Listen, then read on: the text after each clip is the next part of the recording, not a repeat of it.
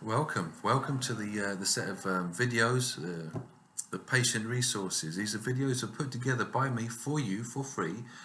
These are the stuff that I might give you advice on whilst we're in the treatment, and we'll even probably be demonstrating some of this stuff in the treatment as well.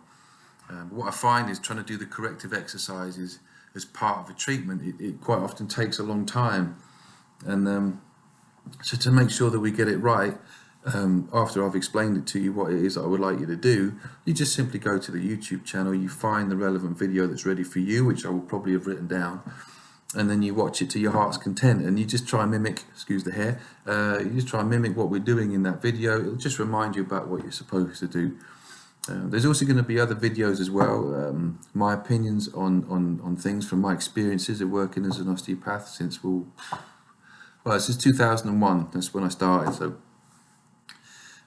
patterns people fall into of not only doing the wrong thing, they don't just not do what's good for them, but they also quite often do things that are bad for them as well. So there's going to be some videos exploring what might be causing those behavioural patterns to occur, and some simple tips and solutions that might be useful in terms of changing those behaviours. I'm not a big exponent of big changes. You can't make wholesale changes for long. You will always drift back to your automated type, that version of you that's sort of written, hardwired in your DNA and chiseled by all the experiences you've had in your life. So we can't deviate too far from there, but we can make some really small, very, very clever changes that are, easy to maintain with quite big results, and then if you can get the benefit of those, then fantastic. You're much more likely to stick with those changes and get the benefits, and possibly open up the door to one or two more changes, and then slowly over a period of time you can rewrite some of those patterns of behavior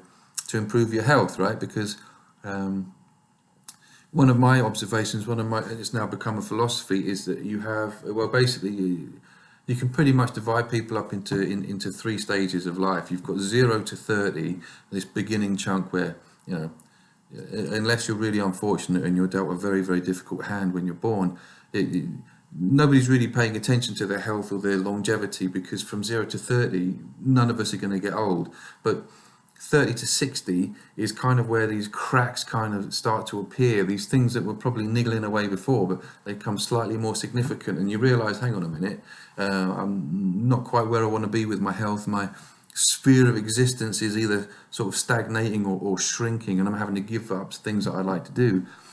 And then you're forced to make a choice about what to do. So you can either go to look into the nature of the problem and fix it, or deny it and then just say, oh, it's part of getting old, it's just just to be expected. Or you can just take tablets to negate the pain as much as possible, which will get rid of the symptoms, but it doesn't stop the degenerative behaviours from still occurring, and then that degenerative change is still happening, so you will capitulate sooner rather than later. But it's really in that last third from 60 to say 90 where everything comes together, everything, all the chickens come home to roost, and that's usually the point where people have got, they think that they've got enough money to fix their problem. So I say, right, okay, I'm now almost infirm, I can't get to the toilet on time, I can't play golf, whatever the things are that are of value to them. Once you realize that you can't do those, that's when you start to shift psychologically and emotionally to say, right, now health is of most importance to me, so can you help me? And in all honesty, we have to say, well, probably not. The most realistic goal that we can set is that we can stop this from getting worse. That would be an amazing success.